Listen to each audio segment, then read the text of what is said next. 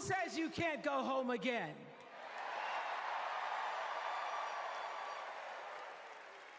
After watching the Obamas last night, that was some epic fire, wasn't it? Some epic fire. We're now so fired up, we can't wait to leave here and do something.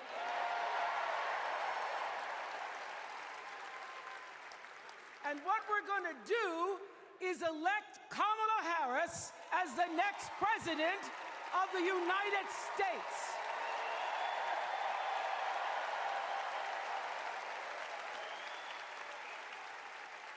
I am so honored to have been asked to speak on tonight's theme about what matters most to me, to you, and all of us Americans: freedom.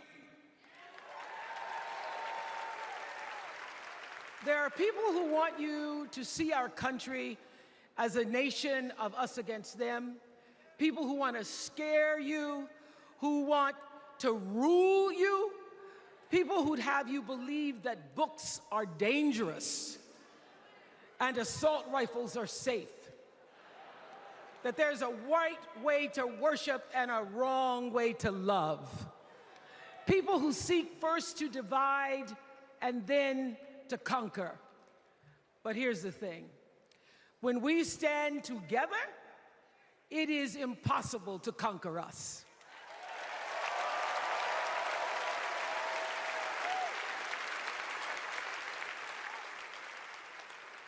In the words of an extraordinary American, the late Congressman John Lewis,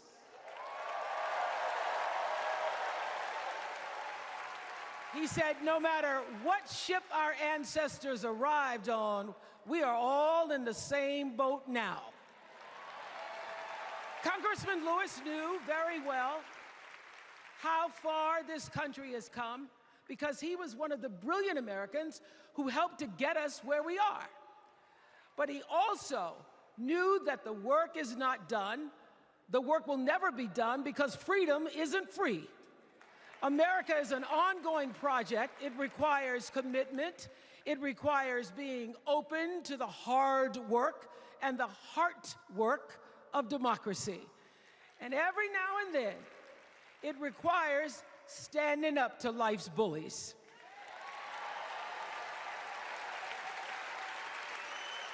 I know this. I've lived in Mississippi, in Tennessee, in Wisconsin, Maryland, Indiana, Florida, Hawaii, Colorado, California, and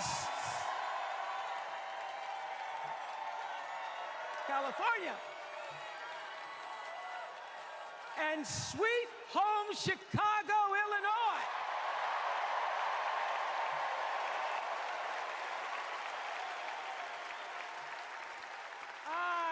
Have actually traveled this country from the redwood forests, love those redwoods, to the Gulf Stream waters. I've seen racism and sexism and income inequality and division. I've not only seen it, at times I've been on the receiving end of it. But more often than not, what I've witnessed and experienced are human beings, both conservative and liberal, who may not agree with each other, but who'd still help you in a heartbeat if you were in trouble.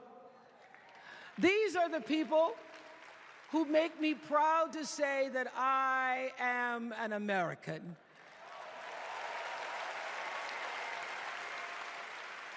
They are the best of America. And despite what some would have you think, we are not so different from our neighbors. When a house is on fire, we don't ask about the homeowner's race or religion. We don't wonder who their partner is or how they voted. No. We just try to do the best we can to save them. And if the place happens to belong to a childless cat lady,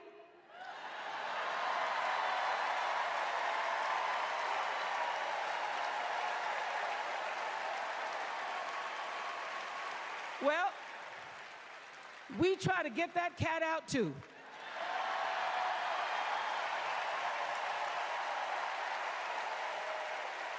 because we are a country of people who work hard for the money. We wish our brothers and sisters well, and we pray for peace. We know all the old tricks and tropes that are designed to distract us from what actually matters, but we are beyond ridiculous tweets and lies and foolery. These are complicated times, people, and they require adult conversation. And I welcome those conversations because civilized debate is vital to democracy, and it is the best of America. Now, over the last couple of nights, we have all seen brave people walk onto this stage and share their most private pain. Amanda and Josh, Caitlin, Hadley, they told us their stories of rape and incest and near-death experiences from having the state deny them the abortion that their doctor explained was medically necessary. And they've told us these things for one reason, and that is to keep what happened to them from happening to anybody else. Because if you do not have autonomy over this, if you cannot control when and how you choose to bring your children into this world and how they are raised and supported, there is no American dream.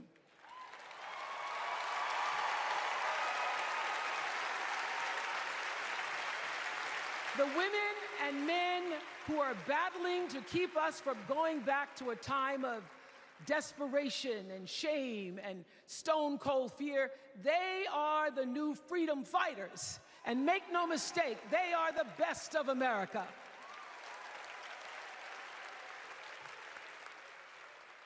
I want to talk now about somebody who's not with us tonight. Tessie Prevost Williams was born in New Orleans not long after the Supreme Court ruled that segregated public schools were unconstitutional. That was in 1954, same year I was born. But I didn't have to head to first grade at the all-white McDonough 19 school with a U.S. Marshal by my side like Tessie did.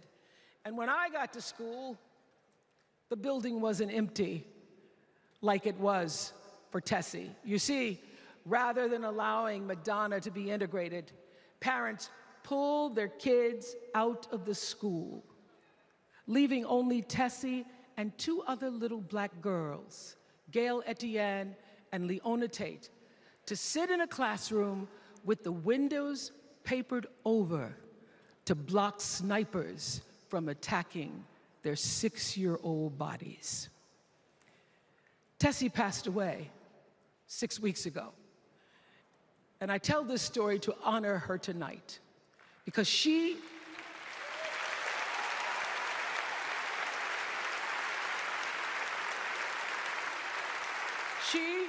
like Ruby Bridges and her friends, Leona and Gail, the New Orleans Four they were called.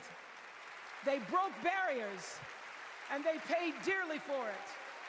But it was the grace and guts and courage of women like Tessie Prevost Williams that paved the way for another young girl who 9 years later became part of the second class to integrate the public schools in Berkeley, California.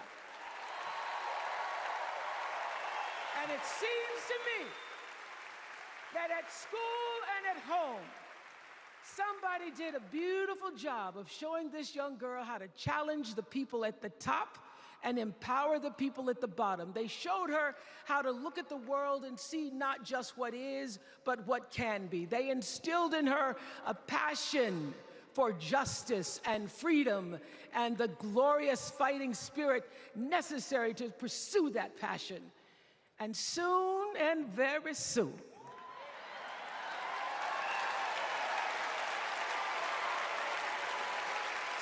and very soon, we're going to be teaching our daughters and sons about how this child of an Indian mother and a Jamaican father, two idealistic, energetic immigrants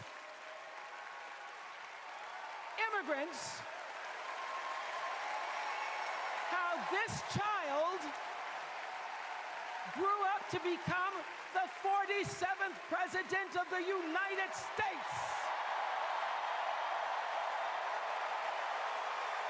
That is the best of America.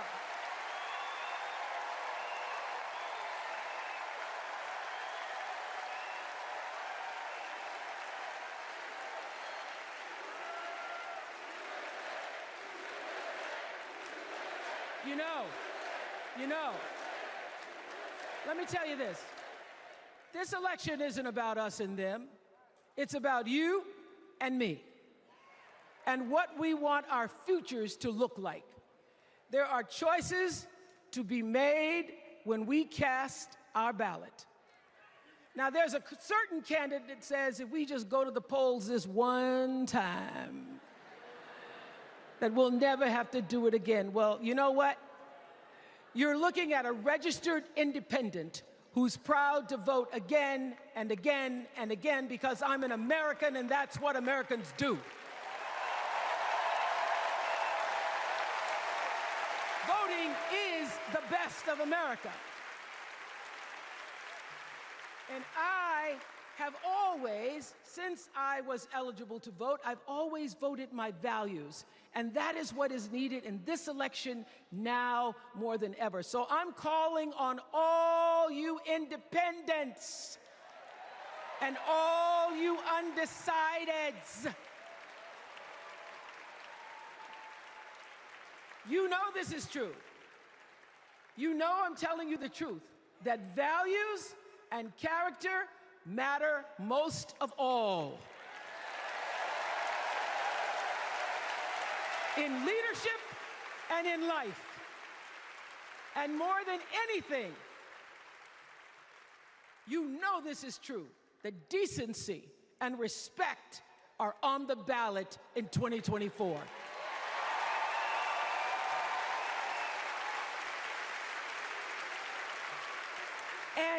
And just plain common sense.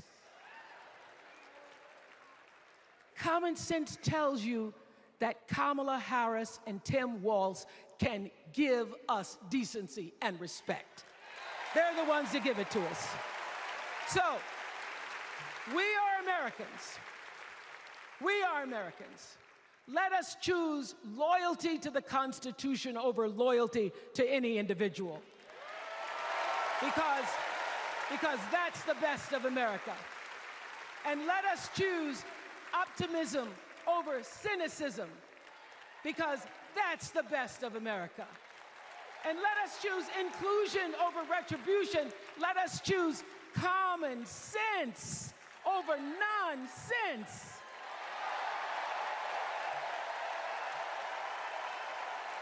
Because that's the best of America.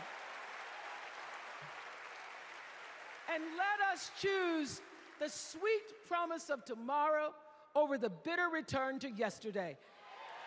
We won't go back. We won't be set back, pushed back, bullied back, kicked back. We're not going back.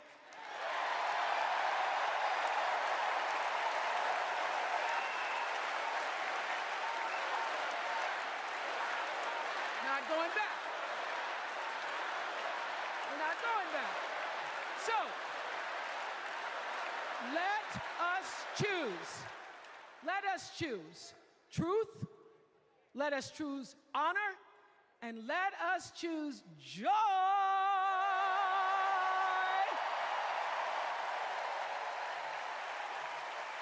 Because that's the best of America. But more than anything else, let us choose freedom. Why? Because that's the best of America. We're all Americans, and together, let's all choose Kamala Harris.